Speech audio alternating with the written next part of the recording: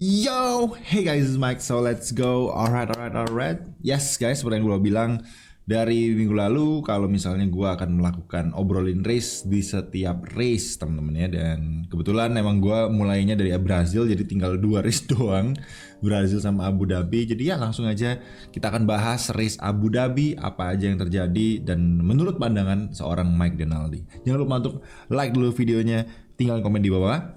Kita diskusi bareng-bareng, dan juga of course buat kalian yang belum subscribe, klik di subscribe button, bantu gue ke 100.000 subscriber di nggak tahu kapan. Pokoknya bantu dulu klik subscribe sampai 100.000 temen ya. Thank you so much. Oke, langsung aja kita masuk ke obrolin race. Let's go. Ya teman-teman, jadi menurut gue sih ini tidak terlalu klimaks banget di akhir musim seperti yang kalian tahu, karena Max Verstappen sudah juara dunia di Jepang gitu ya, dari Jepang, jadi udah lama banget. Dan ya yang bikin ini lebih tepatnya bukan klimaks tapi emosional, karena kita akan kehilangan 3 pembalap ikonik di season depan. Yang paling gede of course Sebastian Vettel, yang jelas-jelas udah mengumumkan bahwa dia pensiun, dan kita nggak akan tahu dia akan balik apa enggak.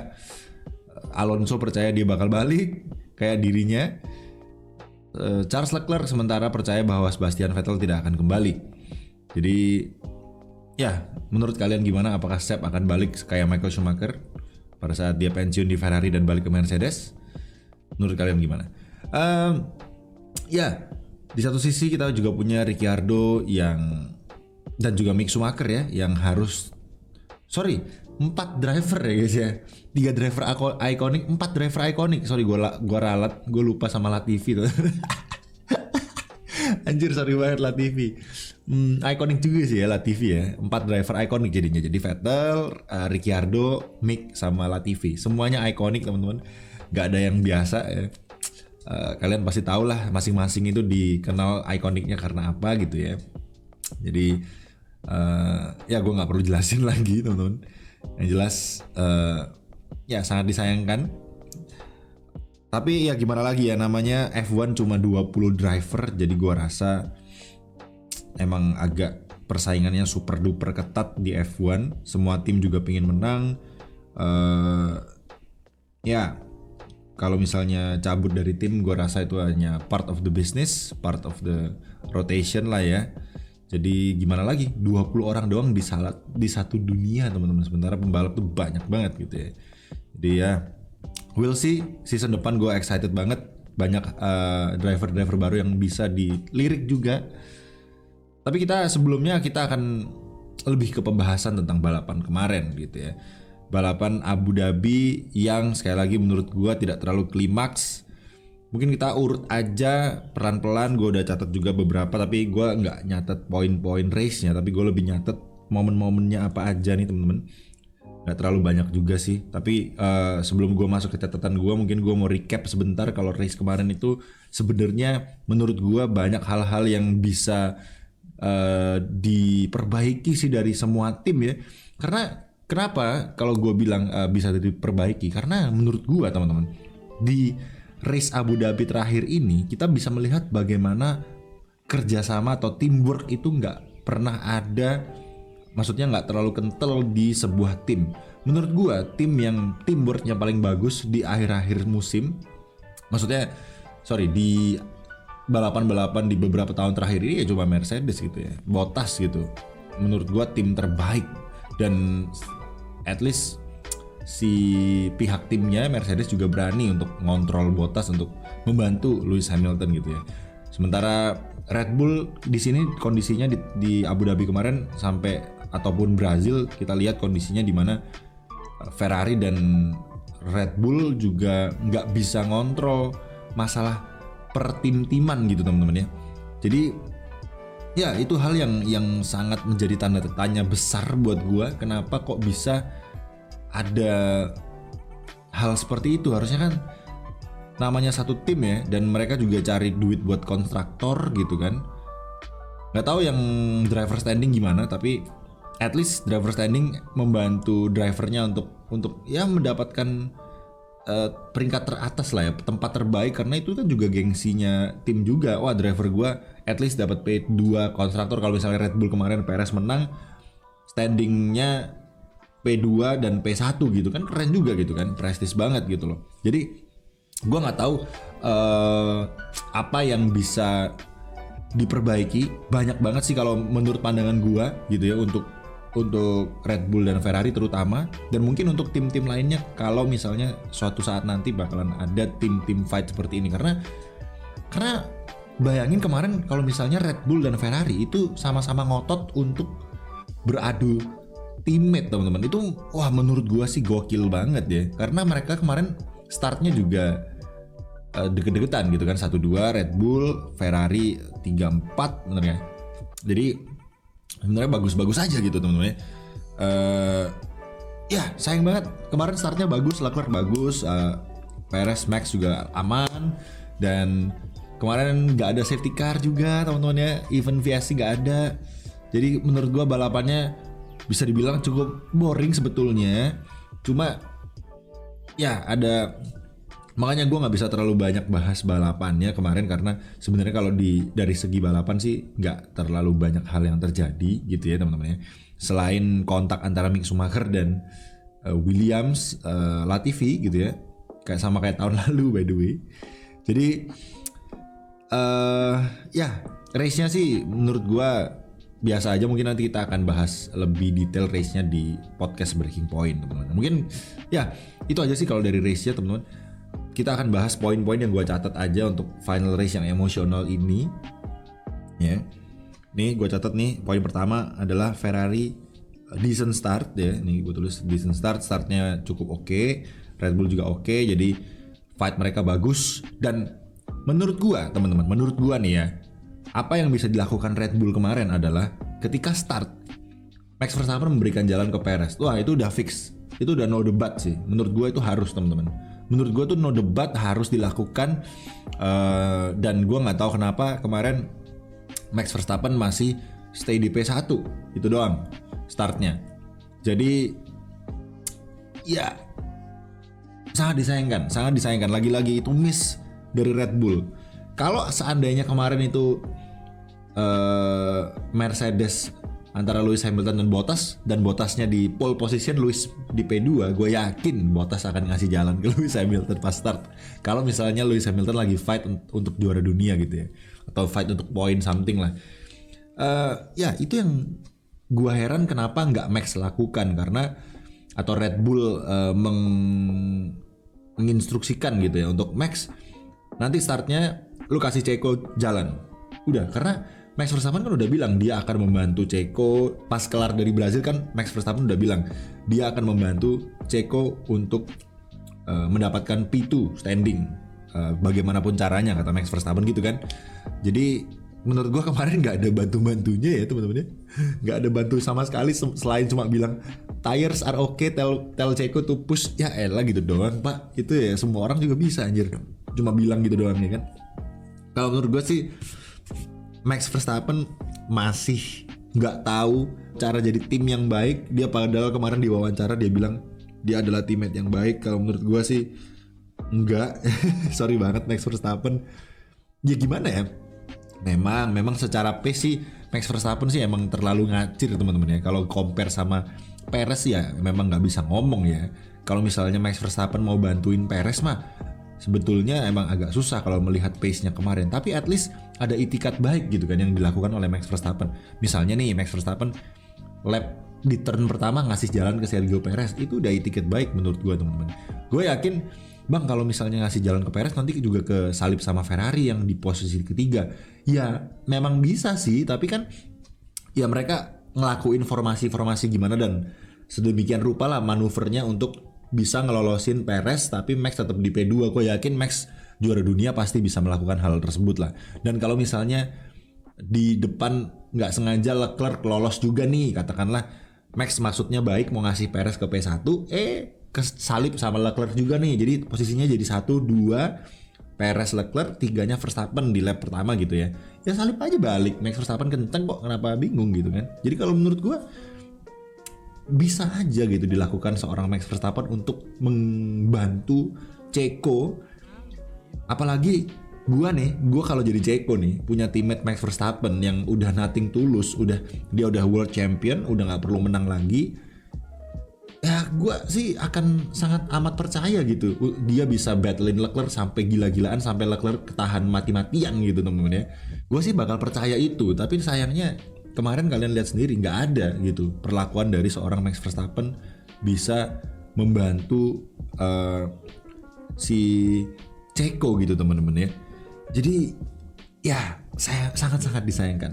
Begitupun dengan Sainz sebetulnya. Carlos Sainz juga, Ferrari sih lebih tepatnya ya. Ferrari dan Red Bull atau tim ini nggak punya order yang, sekarang Max Verstappen udah juara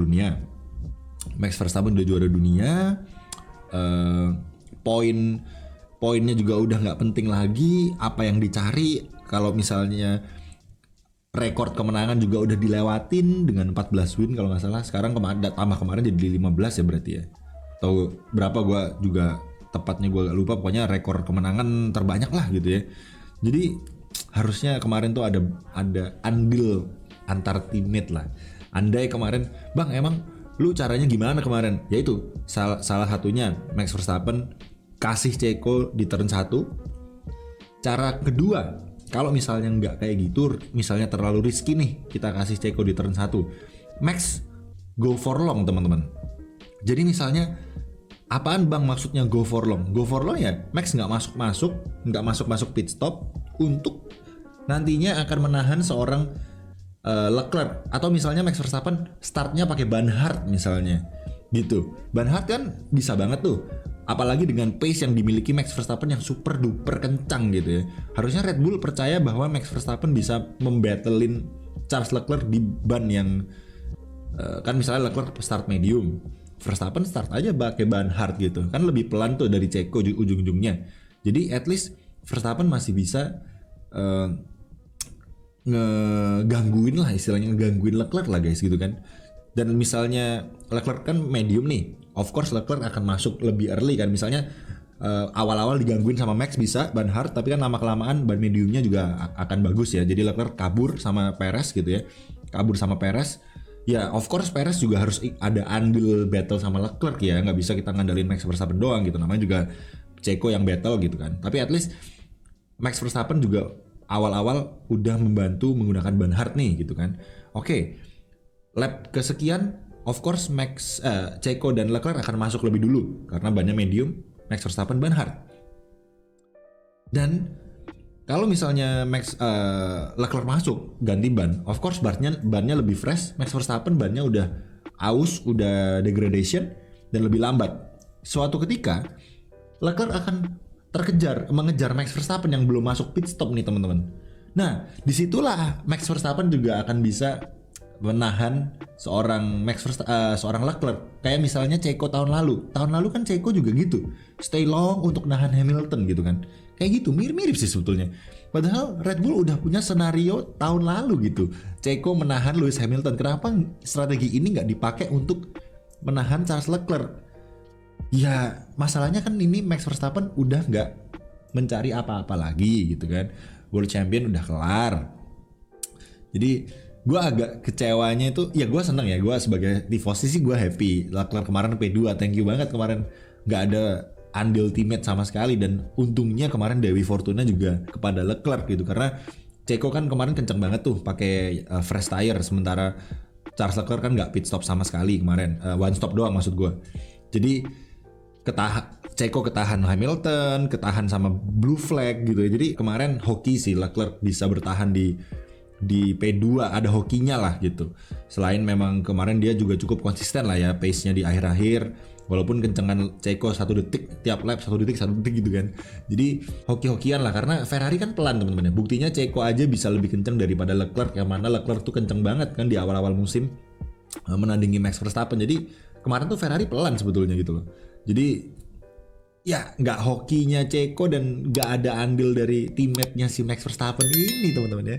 Sayang banget. Kemarin kalau misalnya ada andil teammate sih gue yakin tontonan akan jadi lebih seru, lebih keren. Malah Charles Leclerc dibantu sama Lewis Hamilton ya kan. Menurut gue ada salah Ceko juga sih. Udah tahu DRS-nya ada 2, sama Ceko udah disalib di DRS yang pertama. Jadi menurut gue ada salahnya Ceko juga gitu. Kenapa nggak lu nunggu aja? Akhirnya lap berikutnya kan Ceko sadar ya, nyalip Hamiltonnya, akhirnya baru di DRS yang kedua gitu teman-teman. Jadi agak ditahan dulu di DRS yang pertama. Itu sayang banget, itu miscalculation. Kalau gue di EFL kan suka gitu. Kalau misalnya di DRS lagi gue pasti, atau enggak di EFL, maksudnya di liga-liga kalau gue main F1, ya walaupun sekali lagi ini cuma game teman-teman, tapi filosofinya mirip lah ya. Cara berpikirnya harusnya kurang lebih mirip lah. Jadi sayang banget gitu. Terlalu nafsu. Mungkin bagi Ceko gue bisa nih, walaupun di Hamilton dapet DRS tetap kencengan gue gitu. Ternyata enggak juga, ternyata Hamilton juga masih bisa ngejar kan gitu. Itu lumayan membantu Leclerc banget teman-teman ya, terbukti kemarin nggak sempet ngejar. Dan kedua, apesnya lagi Perez ketemu sama back marker yang lagi fight juga gitu ya, mereka lagi battle, Ceko kehalangin gitu kan. Aduh itu sayang banget juga itu. Alpha Tauri lagi ya, sister timnya yang menghalangin. Jadi aduh, kemarin sih kayaknya memang bukan timenya Ceko deh guys untuk dapetin P2. Jadi ya apes. Dan Ferrari juga kemarin sangat-sangat dipertanyakan tentang strategi pemilihan ban. Wah, kalau strategi Ferrari sih menurut gua udah selalu melawak teman-teman ya. Selalu melawak. Ya ini kita masih di pembahasan antara Ceko versus Leclerc teman-teman ya.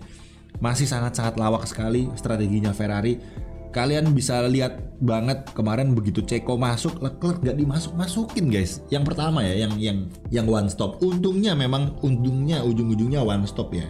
Kalau misalnya kemarin tuh ujung-ujungnya nggak one stop, wah itu lebih bete lagi sih gue ngelihatnya ya. Karena udah stay long banget di awal gitu kan. Jadi kan ban mediumnya nggak masuk tuh. Ceko masuk, harusnya kan logikanya di counter gitu langsung. Next one lap atau 2 lap nggak apa-apa lah. Pokoknya jangan terlalu lama. Tapi ini pas gue lihat kok Leclerc nggak masuk gitu kan. Kalian kemarin pasti juga nonton, gue frustasi banget pas tahu Ferrari nggak masukin Leclerc. Tapi untungnya Ferrari bilang bisa nggak kalau kita golong tapi lu Leclerc pace-nya tetap segini. Terus Leclerc-nya jawab kayaknya gue bisa gitu. Untungnya mereka stay for long, dan untungnya lagi hoki Perez ketahan sama Hamilton, Perez ketahan lagi sama back marker gitu ya. Jadi Ferrari kemarin kalau menurut gua strateginya masih ngelawak teman-teman ya, masih bergantung sama hoki. Kalau misalnya seandainya kemarin nggak ada Hamilton dan nggak ada back marker, itu udah kekejar dan kesalip itu Leclerc guys. Jadi harus segera dipecat atau nggak tahu lah, pokoknya apapun Ferrari masih terus lawak teman-teman ya, lawak anjir. Strateginya tuh kita aja yang main game, gua Nopal Ilham bisa lebih mikir strategi yang lebih bagus gitu. Jadi gua nggak tahu keputusan Ferrari, walaupun kemarin keputusannya bisa gua bilang ada hokinya juga, stay long gitu kan. Ya Ferrari kemarin kayak gamblingnya gila banget gitu ya, gambling sama hoki, gambling sama safety car yang mungkin mereka harapkan tapi nggak keluar gitu ya. Mungkin kalau kemarin safety car sih bagus gitu ya. Tapi sangat-sangat risky. Kalau mending gua counter strategi aja gitu. Toh kalau misalnya ujung-ujungnya safety car ya udah, at least kita udah strateginya udah mirip. Tinggal battle pace aja antara Max Verstappen, antara Leclerc dan Perez gitu. Dan menurut gua Leclerc masih bisa lebih kencang lah dari Perez dikit gitu ya. Jadi kalau gua jadi strategisnya Ferrari, gua nggak berani ambil resiko yang terlalu gambling gitu teman-teman. Kalau gua, tapi kemarin menurut gua gamblingnya untungnya berhasil gitu ya. Namanya gambling, bisa gagal bisa berhasil ya kan. Dan kemarin untungnya Ferrari berhasil dan ya Leclerc finish P2 gitu ya. Jadi ya gua kemarin lega banget ketika Leclerc udah finish P2, dan kalian tahu sendiri satu lap lagi itu kekejar udah ya, karena udah kenceng banget gitu kan. Untungnya udah kelar, dan coba ada 1 atau 2 lap lagi udah kelar guys itu Leclerc ya. Sayang banget ketahan Hamilton 2 lap tuh. Hamilton 1 lap, back marker 1 lap. Sayang banget. Jadi ya hoki ya Ferrari lagi-lagi. Jadi perlu berbenah sekali lagi karena banyak banget blunder strategi di tahun ini untuk Ferrari, kalian tahu sendiri. Dan juga nah, lanjut nih ke poin gua. Ini poin gua yang kesekian nih. Ini udah enggak urut teman-teman ya. Nah, poin gua yang selanjutnya adalah Hamilton gak menang sama sekali di satu season guys. Jadi mohon maaf nih untuk fansnya Bang Jago, idola Anda akhirnya apakah mulai menurun? Maksud gua menurun itu dalam artian mulai ganti era gitu lah ya. Hamilton udah habis eranya, apakah karena mobilnya doang nih yang bapuk gitu kan, karena mobilnya kan harusnya udah semakin kenceng ya, di kemarin di Brazil udah kelihatan udah bisa menang, bahkan saingnya yang menang George Russell gitu ya. Jadi bukan Hamilton, dan Hamilton akhirnya rekornya terpecahkan bahwa dia di selama satu season ini dia tidak menang sama sekali teman-teman. Biasanya dia pasti ada menang satu minimal gitu ya di tahun-tahun sebelumnya. Oke, itu poin gua berikutnya. Lalu next poin gua lagi masih di Mercedes. Pertama kalinya gua ngelihat di beberapa tahun belakangan ini Mercedes mesinnya bermasalah atau mobilnya bermasalah dan harus DNF. Selain DNF-nya karena ketabrak ya. Selain kontak, kalau di Monza tahun lalu kan kontak sama Max gitu ya. Jadi pertama kali gue ngelihat Mercedes kena reliability issue teman-teman. Kemarin Hamilton kalau nggak salah ada hydraulic issue, nggak bisa shifting atau something gitu ya. Jadi harus DNF.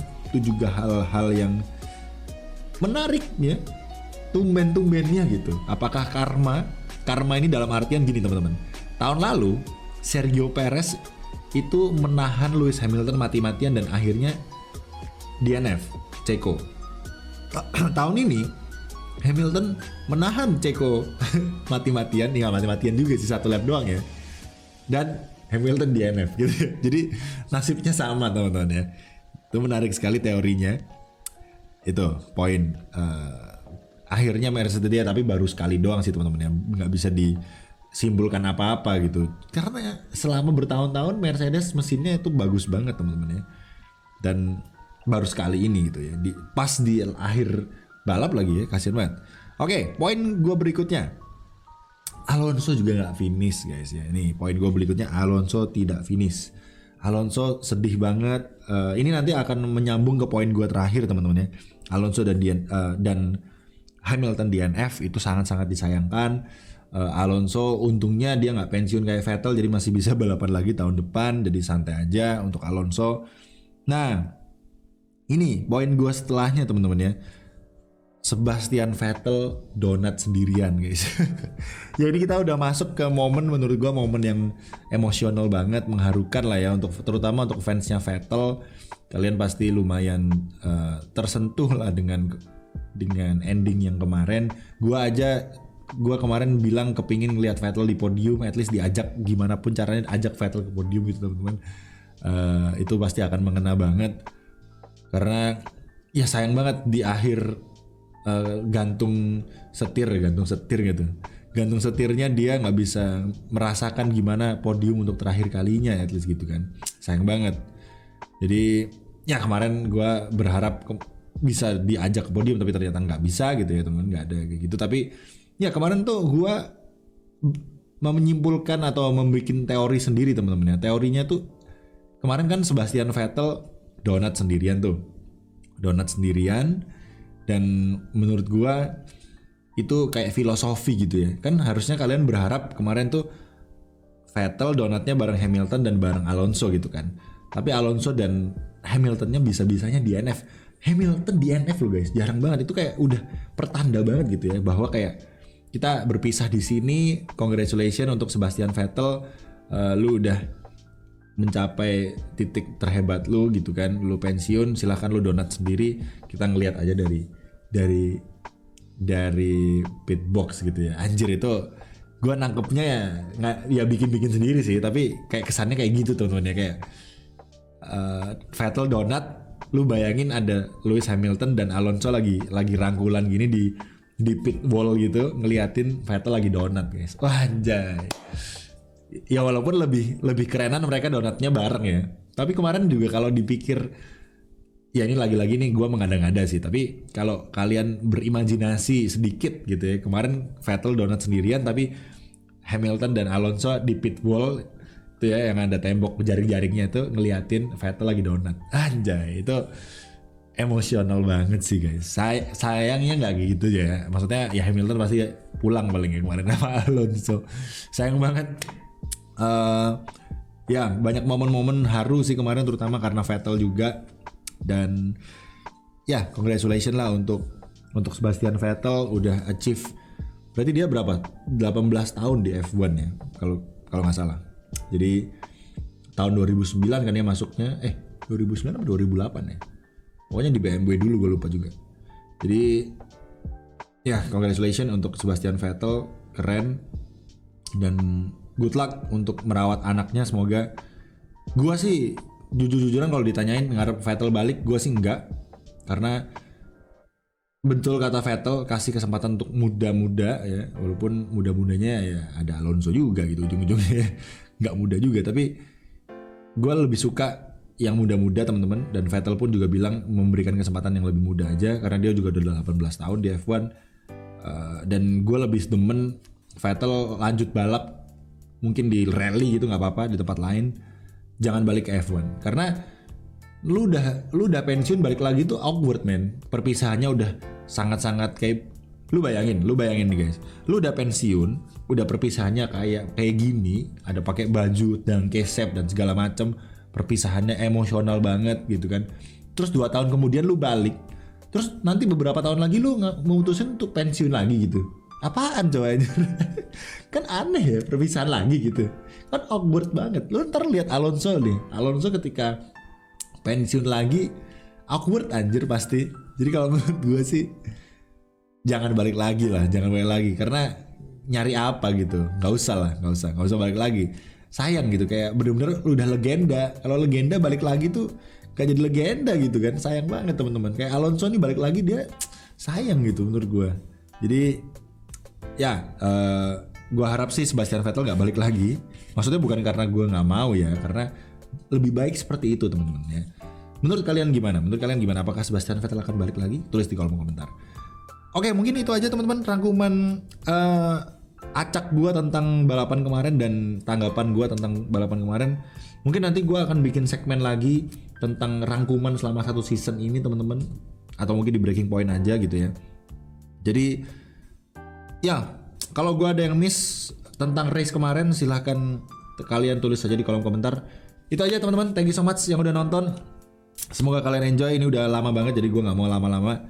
Kalau gue ada yang miss, silahkan tulis di kolom komentar. Thank you so much yang udah dengerin, semoga kalian enjoy dengan obrolan gue hari ini. Thank you so much, jangan lupa untuk like videonya, tinggal komen di bawah, share ke teman-teman kalian, dan of course buat kalian yang belum subscribe, klik di subscribe button, bantu gue ke 100.000 subscriber. Thank you so much for watching and I'll see you in the next race or video. Peace out guys. Stay safe and keep smiling.